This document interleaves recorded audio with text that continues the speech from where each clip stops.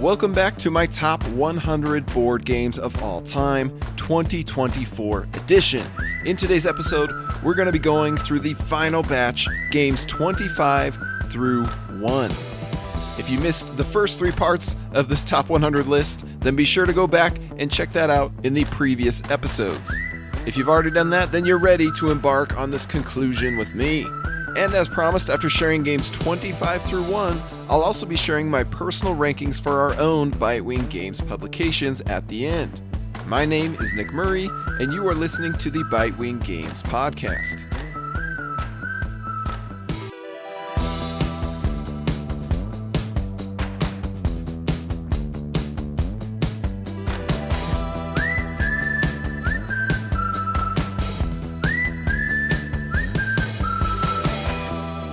So my number 25 game of all time is Heat, Pedal to the Metal. Heat is everything I want from a racing game.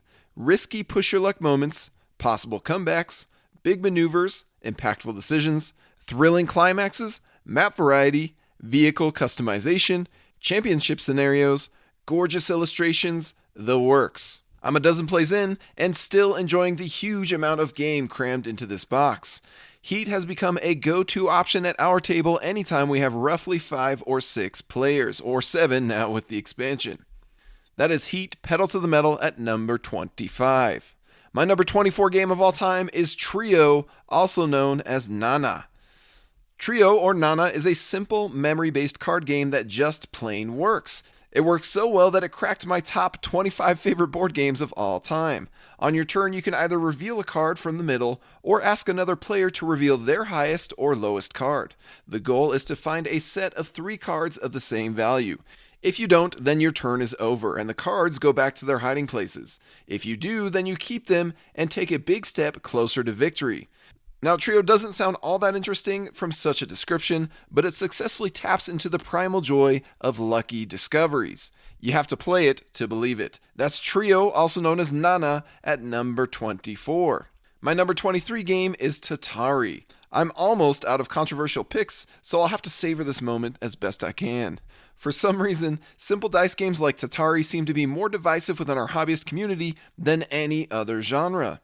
You get nutjobs such as myself who claim Tatari to be one of the greatest dice games ever conceived, and then perhaps more sane people who play it and think it's fine at best. Unlike many titles of this ilk, Tatari has an ebb and flow to its game state that keeps you on your toes.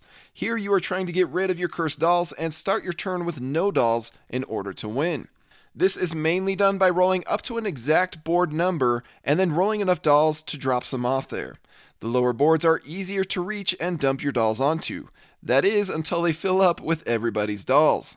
Then you'll need to roll higher to get to safer dumping grounds. But as soon as somebody busts, they take all the dolls from the board that has the most, thus clearing an opening for opponents to have an easier turn.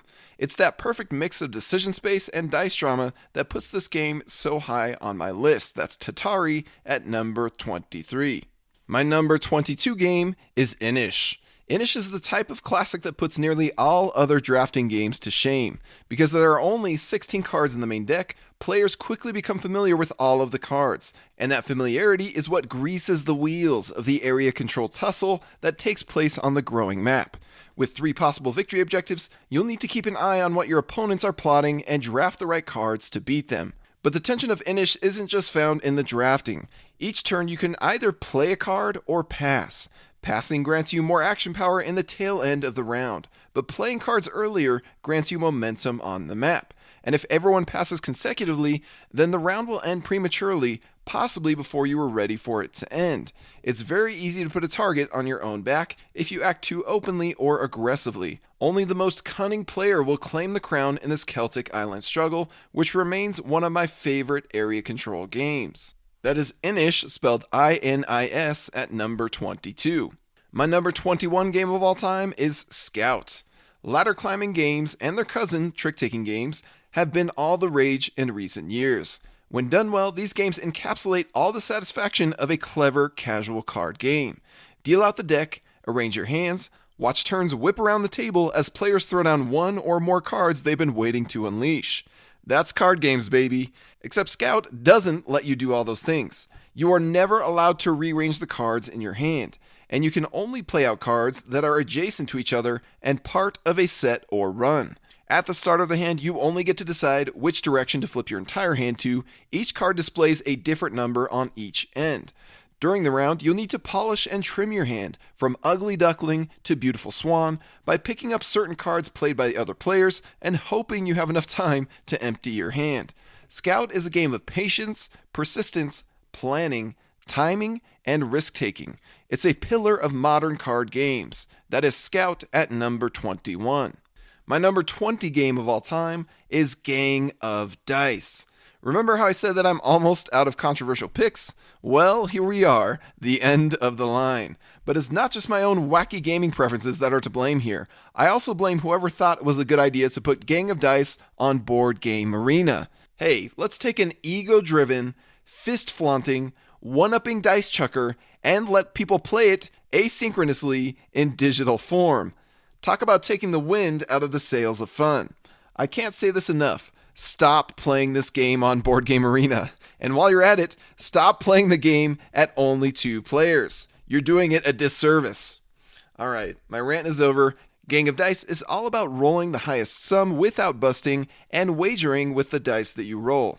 Each round presents a new bomb card that dictates the threshold of busting.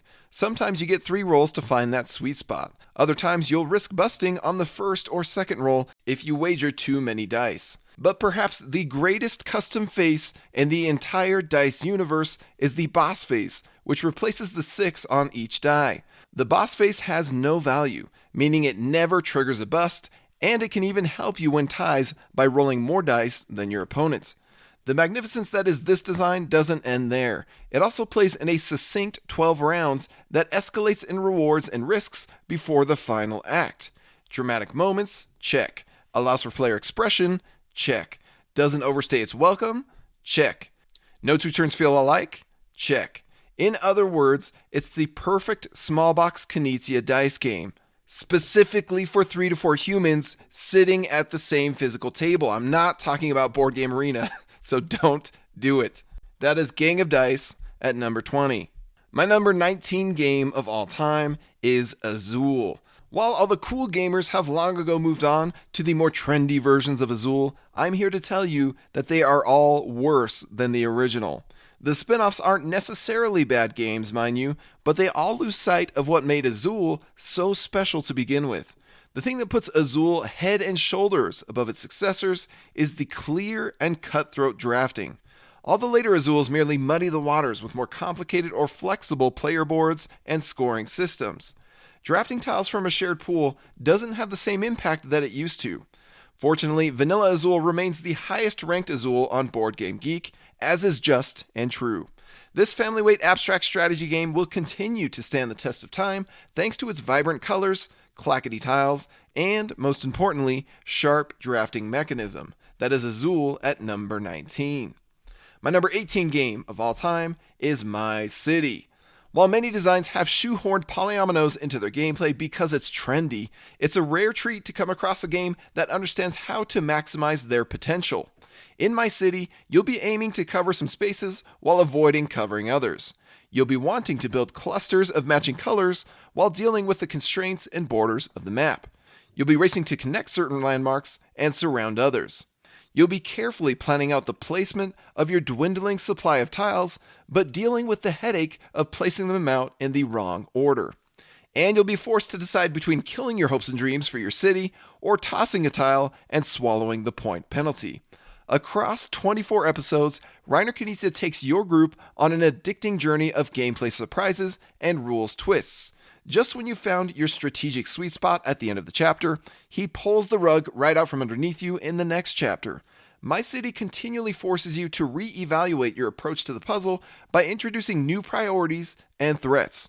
It's a family-weight legacy game that takes a simple bingo-style concept, reveal a card, all players place the depicted tile on their board, and makes it both engrossing and agonizing. That is My City at number 18. My number 17 game is Mille Fiori. I tend to find most salads to be bland, unfulfilling, and pointless. Perhaps that's the result of my working at a pizza place where they considered iceberg lettuce and dressing to be inadequate salad. At any rate, I feel the same way about most point salad games. If everything you do rewards you points, and players come away with very high but very close scores, then what is the point? But every once in a while, I'll come across a salad that packs a huge punch. It's loaded with the juicy protein of meaningful decisions, seasoned with spicy interaction that gives it a kick, and sprinkled with a satisfying crunch of big combos. One such feast is Mille Fiori, and it might just be the best point salad ever created. Mille Fiori is a card crafting, tile placement game that presents a variety of minigames on a shared board. In one area, you are competing to build large clusters of your tiles. In another, you are struggling to extend an unbroken line of your tiles. In another, you are working together to build up a pyramid of tiles. In another, you are loading up rows and columns with tiles to increase their value. And finally, you are selling your boats along a track of varying bonuses that must be stopped on to be gained. All of these regions offer tasty opportunities for splashy combos, putting pressure on what card you draft, when you draft it, and what cards you pass to your neighbor. Personally, I prefer to play with the Mille Fiori The Masterpieces expansion. Ironically, the titular masterpieces are the least interesting part of this expansion. Rather, it's the Doge cards, which allow players to compete for turn order, and Dogressa cards, which allow players to store powerful alternate actions, that really make this system sing. That is Mille Fiori at number 17. My number 16 game of all time is Pax Pamir 2nd Edition. Pax Pamir 2nd Edition is a brilliant design and a delightfully tactical romp, all wrapped in a stunning package. But it is not for everyone. It is brutal, opaque, chaotic, complex, and often prone to king-making.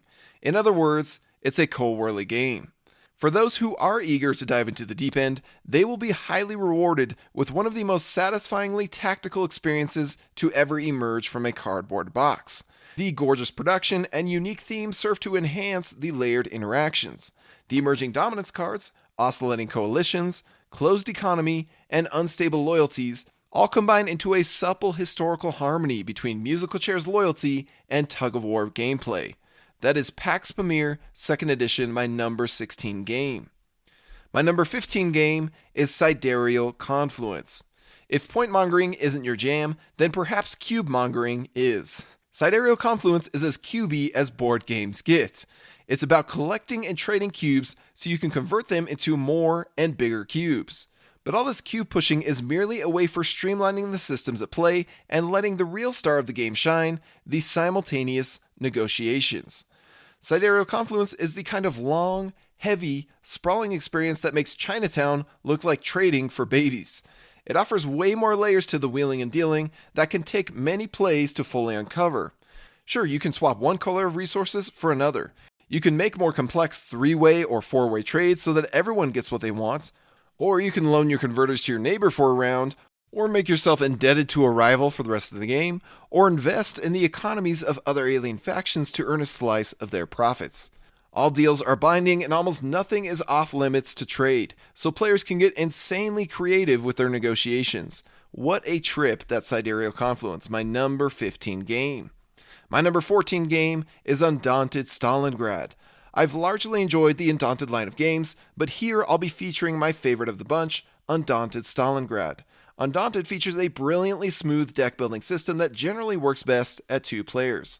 Your deck is used to maneuver and activate your units on the map, and this map hosts a tactical combat skirmish or scenario between 2 warring factions. By adding more of the same unit to your deck, you'll help keep them alive and useful for longer. By adding new types of units to your deck, you'll open up more tactical opportunities, yet slow down the efficiency of your entire platoon. Deck crafting isn't the only element of tough trade-offs. Each round, you'll start by picking a card in your hand to sacrifice to your discard pile for initiative. Of course, the most powerful cards have the best initiative, and going first in a round can be critical to success, so you'll often be forced to decide between advantageous initiative and valuable actions. It's this genius core system that makes every Undaunted title so dang good. But Stalingrad elevates this experience by introducing a legacy-like campaign, where the events of one battle have ripple effects across the ensuing scenarios. Your forces will develop new skills and suffer permanent injuries over the course of the campaign, resulting in a deck of terrifying strengths and exploitable weaknesses. The outcome of one battle will determine the setup of the next, and there is nothing stopping you from resetting the campaign when it is over to follow a different path of branching scenarios. In many ways, Stalingrad is the culmination of David Thompson and Trevor Benjamin's wealth of ideas and experience within this series they have carefully crafted. That is Undaunted Stalingrad at number 14. My number 13 game is El Grande. El Grande is the big granddaddy of area majority games that has stood strong for nearly 30 years now. Thankfully, it finally came back into print last year and in a much more reasonably sized box. El Grande has stood the test of time because it is clean, tense, and spicy. The system at play here is just plain smart from top to bottom. Players contain a hand of cards ranking from 1 through 13. Higher cards grant you earlier priority for turn order, but less caballeros or meeples to replenish your supply. One at a time, players bid using a different card from each other to dictate turn order. Then players get to claim an action card via the turn order that they established in the bidding. I love how the action cards change each round. Some can be catastrophic to your strategy if you let rivals use them, while others will be less worrisome and grant you a tiny moment to catch your breath. The challenge lies in knowing when to bid high, when to bid low, which action to select, and how to keep your opponents from dogpiling on you. Already I've described a killer design, and I haven't even mentioned the Towering Castillo or the Taboo King. I suppose you'll just have to discover these treasures on your own. That is El Grande, my number 13 game. My number 12 game of all time is Mille Space Agency. Man, Knizia is just so dang good at push your luck games. And if you haven't noticed yet, that's one of my soft spots. After many plays, Mille has proven to be both a consistent delight for me and a crowd pleaser at our table. The reason this is my favorite dice game out of the dozens upon dozens I have tried is because it keeps the entire group invested in each turn and each roll. In most other games like this, you are nothing more than a passive audience during other players' turns. In Mille, you are so much more than that. You are a passenger, a crew member to the cat commander who is piloting your ship with each roll of the dice. You get to decide what kind of castronaut you are going to be. A good kitty, an evil kitty, or a selfish kitty. And you decide this by what ability you strap into the rocket ship. Then between each roll, you get to decide whether you want to stay in or bail out on the nearby planet or moon. Sometimes you even get promoted to commander and handed the leftover dice if your commander loses their nerve and bails. The decisions of which dice to use, how far to travel, when to jump off, and when to take risks are often subtle yet impactful. On top of the engaging challenge that players must navigate, there is plenty of amusing table talk as you try to coax each other into staying or bailing, helping or sabotaging, advancing the ship far, or advancing just a little. This is easily one of Knizia's best designs in recent years. That is Mille Space Agency, my number 12 game. My number 11 game of all time is The Crew Mission Deep Sea. Where Mille is about blasting your crew into outer space, The Crew is about plummeting them deep into the sea. Sort of. It's hard for any kind of theme to come through an abstract trick-taking game like this, but it matters not. What matters is that The Crew Mission Deep Sea is one of the finest trick-taking games and finest cooperative games ever crafted. The original game, The Crew: The Quest for Planet 9, is excellent as well, but in many ways, Mission Deep Sea feels like a refinement of that formula. The Crew is a quick-playing card game that restricts your communication and throws a new challenge at you each and every time. Maybe one player needs to win 3 pink cards. Maybe another player can win 0 tricks. Perhaps you can never lead a trick with 2 specific suits. It feels like there are a bazillion different objective cards in the deck, and each scenario tends to randomly mix and match a few of them. In other words, The Crew offers virtually an infinite variety of scenarios that are challenging and addicting. It's one of the world's best card games, and that's why The Crew Mission Deep Sea is my number 11 game of all time. My number 10 game is The Quest for El Dorado. On the topic of masterful card games, we've now reached my favorite deck builder in The Quest for El Dorado. Not only is this game more interactive than your standard deck builder, thanks to the blocking and racing on the map, it is also exceptionally intuitive. You can either use your cards to advance closer to the finish line, for example, play a paddle card to advance through the river, or you can halt your progress to purchase a new card from the market. This one is super easy to get anybody into, and once your group is ready, there are loads of expansions to plunge you all into the deep end. Half the fun is in crafting your own maps and markets by integrating boards, cards, and modules from the various expansions. Unfortunately, the different publishers and versions haven't made it easy or cheap for many hobbyists to acquire everything. I found the most reliable source to be purchasing from publisher lautapelit.fi, that's spelled lautapelit.fi. But be warned, shipping to the US is not cheap. But for me, it has absolutely been worth the hassle. Dorado is not only great with any group, but it's also great at any player count. At 3 to 4 players, there are plenty of opportunities to get in each other's way. At 2 players, this crowded feeling is maintained by having each player control 2 pawns. Leave it to the good doctor to join the deck builder party late and cook up one of the very best in the genre on his first attempt. That is my number 10 game of all time, The Quest for El Dorado. My number 9 game is Hansa Teutonica Big Box. Hansa Teutonica is the bland-looking Euro game that all other bland-looking Euro games wish they could be. It's the belle of the ball, somehow feeling simultaneously like an old classic and a refreshing newcomer. Hansa, so hot right now. In some ways, I feel bad for designer Andreas Steding. With his very first publication in Hansa Teutonica, he released perfection into the world. That's a high bar to set for all of the creations that follow. On the bright side, nothing can diminish the experience of playing Hansa Teutonica. There's the rush of completing a route and deciding whether to claim the trading post or upgrade your abilities. There's the thrill of squatting your traders on the exact spots where your opponents don't want them, forcing them to spend extra resources to boot you and gain you an extra free trader. There's the joy of deciding which strategy to pursue both on the shared map and on your player board. Unlike some big box editions, El Grande, Hansa Teutonica isn't obnoxiously big at all. It simply has more maps crammed into its compact package. Never has plain old cubes on a beige board been more fun than Hansa Teutonica. That is my number 9 game. My number 8 is Through the Desert. Yes, my top 20 board games are averaging a rate of 50% Knizias at this point, but did you really expect anything different? How could I not put Through the Desert this high?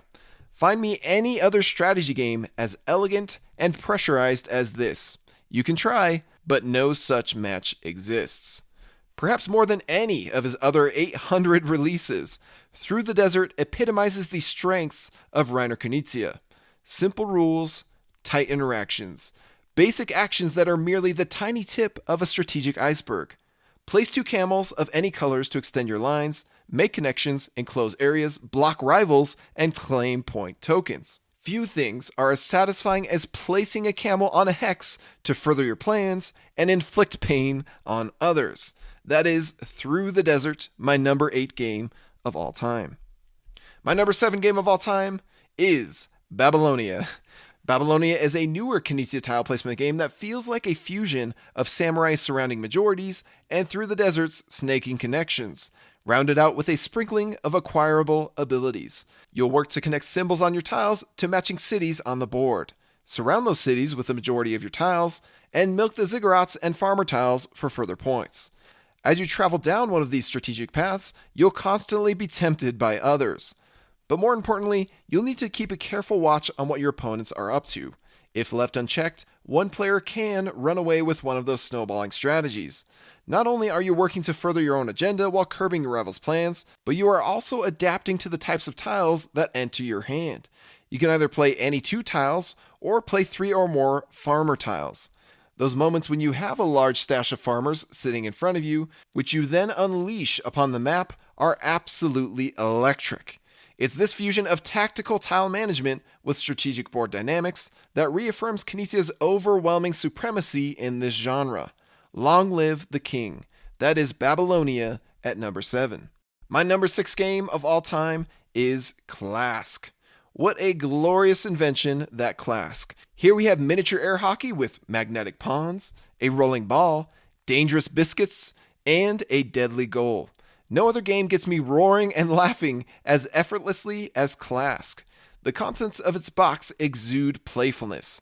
The secret sauce of this game is the fact that you can score a point in 3 possible ways. 1. Get the ball into your opponent's goal. The second is if 2 of the 3 magnetic biscuits stick to your opponent's pawn. And the third is if your opponent clasks themselves, meaning they accidentally sink their pawn into their goal. My favorite moments are many. When a player's pawn gets cornered by the biscuits, causing the stakes to ratchet up. Or when the magnetic biscuits wobble with glee when your pawn passes too closely, threatening to leap on their prey. Or amid a fierce battle, when one player suddenly clasks their own pawn into their own goal because they got caught up in the heat of the moments. Or striking the perfect shot that causes the ball to ricochet off the walls and into the goal. Or executing a billiard-style attack by hitting the ball into a biscuit that lands squarely on your enemy's pawn. Man, Klask is so good. That is my number 6 game. My number 5 game is Brass Birmingham. Brass Birmingham has been a perennial favorite at my table across the 3 different cities that I've lived in since acquiring it. For every group that I've played it with, these friends have requested repeat plays. So I guess it's not too surprising that this popular title has claimed the top spot as Board Game Geek's number 1 game of all time. This legendary Martin Wallace design knows how to reel participants in with tough hand management and evolving economic conditions. The concept of a critical turn order being dictated by how much money the players spend each turn is also a fun challenge to tackle. Sometimes you'll intentionally hold back your excess funds just to be first in turn order in the next round. Timing can make all the difference in this dynamic industrial age Euro game of supply and demand. That is Brass Birmingham at number 5. My number 4 game of all time is Arcs. Part of the reason that my other Cold Warly favorites, including Root, Oath, Pax Pamir, and others, are so much lower on my latest list compared to previous lists is simply because Arcs has supplanted them in many ways. Sadly, it's impossible for me to get all of these games to the table as regularly as they require, so Arcs has become my whirly game of choice thanks to its slightly lower barriers to entry. The other reason Arcs is so high on my list is because it's just a stinking good game in its own right. I've always enjoyed Cole's style of political area control gaming, and Arcs combines that with fascinating trick-taking interactions. You'll start each chapter figuring out what the heck you can possibly do with your new hand of cards and your current position on the map. Fortunately, there is a lot of flexibility within the rules where you can copy the suit of the lead player, pivot to your own suit, or even seize initiative by burning a card. This element is balanced beautifully against the ambition system, where only the lead player has the power to declare a scoring objective, but they give up their leading power in doing so. This solid core is supplemented with more tasty features, including a thrilling combat dice system, a leaders and lore module of asymmetric abilities, and an epic 3-act campaign expansion. That is Arcs, my number 4 game of all time. My number 3 game is Crokinole. Crokinole is the most expensive board game in my collection, and yet the most priceless possession in my game room. This dexterity game of flicking and ricocheting discs transcends the medium of tabletop hobbyism and enters a realm of its own. It resides in a space of sport and suspense, hubris and humiliation, tension and tactility, tournament and tradition. My memories of playing Crokinole with everyone from gamers to non-gamers, family to friends, and neighbors to nemesis will forever remain some of my most cherished memories in all of tabletop gaming. That is Crokinole, my number 3 game of all time. My number 2 game of all time is Ra. At the time of this post, Board Game Geek lists 5,092 published games that contain some form of auctions or bidding. That's a lot of auction games. For comparison's sake, there are only 3,600 worker placement games, 4,900 deck builders, 2,500 trick takers, and 391 singing games, because I'm sure you were all wondering that. Granted, many games that contain auctions only feature it as a small supplemental mechanism. It's a great way for players to interact and collectively dictate the value of market items. But in terms of pure auction games, where bidding is the central action of the experience, Ra is a shining beacon of the genre, and perhaps that's because Ra is the sun god. This design is backed up by a smart set collection scoring system, one that's so good that the designer himself has recycled it across many more creations. But that's not what makes Ra so legendary.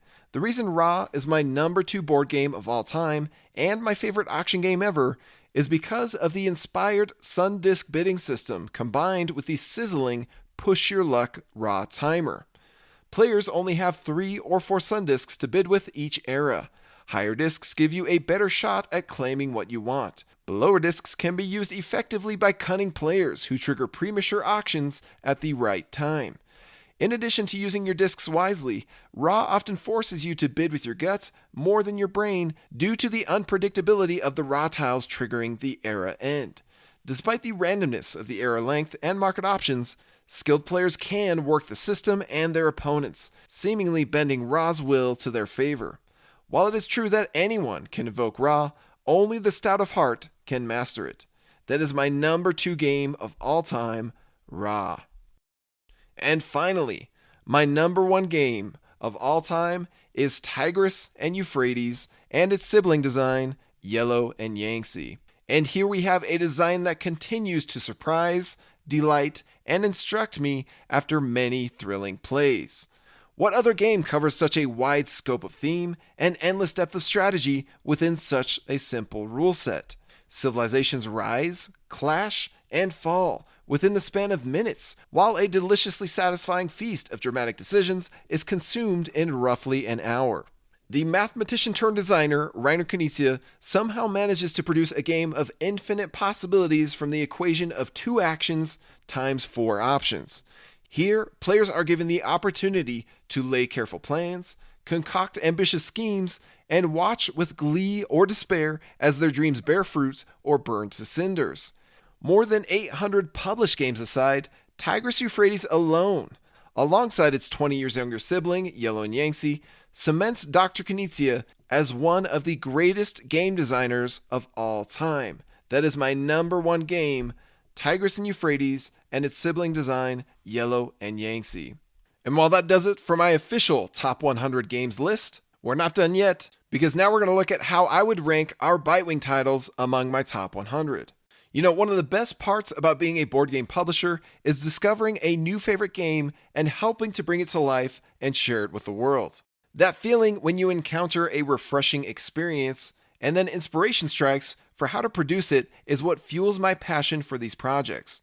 It's only natural that these titles would be strong contenders among my all-time favorite board games. So if you're at all curious, here is how our publications would rank roughly if they were included on my list. You'll notice that I tend to favor our heavier or meatier games over our more casual ones, but that's just my personal tastes showing through. At any rate, first, here are the games that would be ranked among my top 150, which indeed are still games I love, starting with Cascadito. My enthusiasm for roll and write games has waned over the years, partially due to it being overly trendy, but mostly because this genre just isn't as interactive or innovative as others. So Cascadito, being a roll and write spin-off of Cascadero, was never going to become my favorite Bitewing title. That said, I still enjoy breaking this one out on occasion and exploring the variety of the 4 different maps. I also prefer the experience of rolling and drafting dice from a shared pool that Cascadito provides over the bingo-style roll and writes where everybody adds the same thing to their sheets. Another one, Gussie Gorillas. This chaotic trading game is designed by yours truly. I still get a kick out of playing it, and the process of bringing my own design to publication was very rewarding. But I found that I prefer to skip the infantile stage of game design, the grind of playtesting and iteration, and instead adopt games when they are further along in development and already a blast to play. It's tough to beat collaborating with talented designers like Reiner Knizia, Ryan Courtney, Robert Hovakimian, and others on their next exciting project. That said, my undisputed greatest highlight of all time as a board game publisher is seeing the legendary Rodney Smith of Watch It Played love Gussie Gorillas so much that he forced the one and only Martin Wallace to play it with him. That still blows my mind. And finally, we have Soda Smugglers. Soda Smugglers is our simplest title by far, which makes it a great option for casual or family groups. This distilled Keynesian take on Sheriff of Nottingham has never failed to be a hit as a quick party/filler game at my table. The bluffing and smuggling interactions definitely have a the more the merrier feel to them that makes Soda Smugglers best with groups of 5 to 8 players. So again, that is Cascadito, Gussie Gorillas, and Soda Smugglers in my top 150. Moving up to my top 100, we have Pumafiosi. Sometimes you're just in the mood for a super casual card game with friends or family, and Pumafiosi is the perfect little box for such an occasion, especially with 3 to 4 players. The strategy is not secretly deep, and your luck can vary widely, but Pumafiosi is refreshingly unique with its core premise. The second highest card wins the trick, and that winning card is inserted into the Pumafia hierarchy, where players are jockeying to claim points and avoid penalties. I was delighted to break this one out again very recently with a couple friends and find that it still hits the spot. Another title among my top 100, Hot Lead. Confession time, we lied about Hot Lead. When we first launched this game, we called it a 20-minute game, just like Pumafiosi and Soda Smugglers. In reality, Hot Lead is more like a 10-minute game, if that. This fast filler packs such a thrilling punch that it is easily my top choice for a 10-minute game. The simultaneous bids and Push Your Luck set collection are a match made in heaven. I also have Cat Blues The Big Gig in my top 100. Cat Blues is a significant departure from our previous card games. Where the Criminal Capers collection targets casual gamers, Cat Blues is built especially for hobbyist gamers. The difference is immediately apparent when you suddenly find yourself bidding with your hand of cards to try and build a better hand of cards. The freedom to use, save, or spend cards in different ways reveals way more strategic depth than anything you'll find in our earlier small box games. This is one of my all-time favorite card games that I'm proud to have worked with Reiner to evolve and resurrect. And another title in my top 100, Orbit, standing for Orbital Race Between Interstellar Tourists. Bitewing Games has mostly been dabbling in medium-weight games for nearly 2 years now. So it is nice to mix things up a bit with this less complex racing game. Orbit makes for an easy teaching and learning experience because all you do is play a card from your hand and activate its actions in any order you want. There is an inherent joy to be found in flying across the map and surfing the orbital paths of the massive planets. Unlike our other recent releases like Cascadero, Bebop, or Shuffle and Swing, Orbit is a game you can bring to the table with basically anyone. Mom, Dad, Aunt Marge, Cousin Jeff, you name it. And you're bound to have a riot with this game. So again, that is among my top 100, Pumafiosi, Hot Lead, Cat Blues The Big Gig, and Orbit. Moving up to my top 50, we have Shuffle and Swing. Those who follow my blog or podcast know that I often complain about modern Euro games. In particular, I'm tired of the trend of more complexity, more added fluff, and less player interaction. Thankfully, there are notable exceptions in this genre every now and then that still hit the sweet spot for me. Shuffle and Swing is one such exception that provides a satisfying, medium-weight economic challenge in a focused and streamlined design. The shared incentives of using each other's rondel dice and building the instruments together are the standout moments for me. That is Shuffle and Swing among my top 50. And then we'll jump right up to my top 25, starting with Bebop. In case you missed it, I'm a sucker for strategic tile placement games on a shared board. And Bebop does it in a way that I've never seen before. The 2 layers, placing tiles and inserting dice, are paired beautifully with the 3 ways to score points. I love how the game provides a dynamic arc in a quick playtime. You are doing the same simple actions across the entire session, but the focus and pressures shift dramatically from start to finish. Add in vibrant art from Weberson Santiago, clackety dice from a draw bag, and a variety of festival maps, and I'm a happy boy. Another top 25 for me, and an instant 2-player classic, is Iliad. The tough decisions, exciting effects, easy teach, sneaky depth, and brisk pace are all things I long for in a game like this. Iliad is one of those Kinesia games that is so tightly designed and brilliantly executed that all I can do is clap and say, bravo, Reiner, bravo. Another top 25 is Spectral. Spectral is hands down my favorite logic deduction game, thanks to everything that makes this design so unique within its genre, particularly the spicy interactive bidding, thrilling climactic reveal, and spooky thematic vibe. Somehow Ryan Courtney fit all of this into a game that plays in under 30 minutes, making it far too enticing to run it back again after the first session. Continuing on, we have Cascadero. Legendary, elegant, interactive Kinesia tile placement gameplay meets addicting, combo-tastic, crunchy track considerations. A refreshing twist on the genre, from the King of Tiles. I've played Cascadero dozens of times now and still have a blast every time. The 2 maps and the advanced mode also add in a nice bit of strategic variety that is fun to cycle through. And rounding out Bitewing titles among my top 25 is Trailblazers. At this point, there are so many take and make or spatial puzzle games out there that one might understandably wonder what makes Trailblazers special. I tend to prefer games that feature dynamic player interaction on a shared board, but that does not describe this genre at all. After dozens of plays, I'm still hungry for more Trailblazers thanks to 2 simple reasons. First, the press your luck gameplay. More specifically, the press your luck nature of only scoring closed loops pits me against my wily ego in a burst of thrilling decisions across a pacey 30-minute session. How ambitious do I make my trails? The temptations are ever present. And second, there is the strategic depth and flexibility. The flexibility of card arrangement and overlapping, combined with meaty challenges from the gold cards and solo modes, means that the skill ceiling here feels sky high. Again, that is Bebop, Iliad, Spectral, Cascadero, and Trailblazers, which are all among my top 25 favorite board games of all time. And last but certainly not least, we are looking at Bitewing Games titles, which are among my top 10 favorite board games of all time, starting with Iker. Iker is a grower if ever there was any. The more you play it, the more you discover, and the deeper it sinks its hooks into you. I'm a few dozen plays into this one, and still discovering new strategies, opportunities, and interactions. Iker is a rare abstract strategy game that feels like there is always more to discover thanks to the asymmetric character abilities. That feeling keeps me excited and eager to revisit it again and again. I suppose this is what you get when a mastermind creator stews on a concept and polishes a design over the course of 30 plus years. Another game in my top 10 is Silos. Silos is freaking phenomenal. It is the legendary Reiner Knizia's response to the masterpiece that is El Grande by Wolfgang Kramer and Richard Ulrich. Yet it is not just El Grande with a twist, it's El Grande completely turned on its head.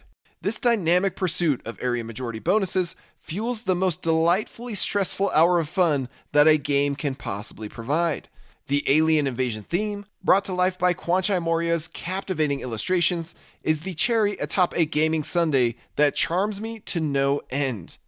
Another top tenner is Ego. More than any other game we've published, Ego feels like a miracle. It's as if Reiner Knizia reached into his magic hat, and instead of pulling out a rabbit, he pulled out an alive and kicking Elvis Presley, who then gave an epic encore performance. I can't explain it. I can merely sit back in awe and enjoy the show. Ego takes so many of my favorite moments in board games, strategic hand management, tense game of chicken bidding, dramatic push your luck, expressive player decisions, and combines them into a perfect gaming symphony. What a freaking mic drop of a design. And finally, there's Euphrates. Euphrates has quickly become one of my favorite games ever. The ratio of game length to strategic depth is unmatched in the negotiation genre, and the opportunities for player interaction, cooperation, bartering, and betrayal are some of the most memorable in my hobbyist career. Dr. Knizia has brilliantly added an extra layer of fun with the asymmetric abilities that make for an exponentially more dynamic negotiation game. The neutral peacocks and second game board also broaden and enrich the experience, making for a game I'm eager to break out and explore from 3 all the way up to 7 players. For me personally, this is a game that sits right alongside Tigris and Euphrates, Ra, and the like as a top-tier Knizia game that I can never get enough of. So again, that is Iker, Silos, Ego, and Euphrates among my personal top 10 favorite board games of all time. And while that does it for how I rank our Bitewing titles among my top 100, that does not do it for Bitewing projects in general, because right now on Kickstarter, we have our 3 epic sci-fi games from Reiner Knizia, the ones I just mentioned, Silos, Ego, and Orbit. Again, this is the biggest Reiner Knizia crowdfunding project ever. It's an Avengers-level event and board gaming celebration where we've recruited some of the biggest artists in the industry to help bring these huge games to life. But ambitious publications like this, and in-depth episodes such as my top 100 board games of all time, are only made possible by the support of our Kickstarter backers. So please check out the Kickstarter project and support these games if they strike your fancy. We love creating and sharing so many amazing games. That's why we do it, so thank you for your support. And thank you for following along with my top 100 board games of all time. This was a mammoth 4-part episode to assemble, so I hope you enjoyed it, and more importantly, I hope you found a game that becomes one of your all-time favorites. My name is Nick Murray, and you've been listening to the Bitewing Games podcast.